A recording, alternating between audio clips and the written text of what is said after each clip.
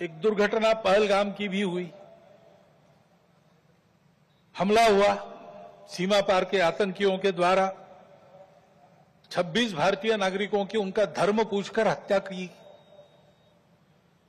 लेकिन उसके चलते सारे देश में प्रचंड दुख और क्रोध की लहर पैदा हुई। पूरी तैयारी करके सरकार ने, हमारी सेना ने उसका बहुत पुरजोर उत्तर दिया। सारे प्रकरण में हमारी नेतृत्व की दृढ़ता, हमारी सेना का शौर्य, कौशल्य और समाज की एकता और दृढ़ता का एक उत्तम चित्र प्रस्थापित हुआ। और यह भी वह घटना हमको सिखा गई कि यद्यपि हम सबके प्रति मित्रभाव रखते हैं और रखेंगे, फिर भी अपने सुरक्षा के विषय में हमको अधिकाधिक सजग रहना पड़ेगा, समर्थ बनना पड़ेगा।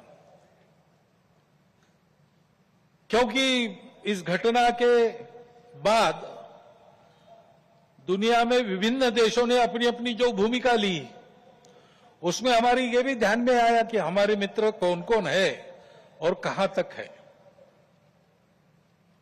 देश के अंदर भी अशांति फैलाने वाले असंवैधानिक उग्रवादी या संविधान विरोधी कहिए उग्रवादी नक्सली आंदोलन पर शासन और प्रशासन की दृढ़ कार्रवाई भी हुई।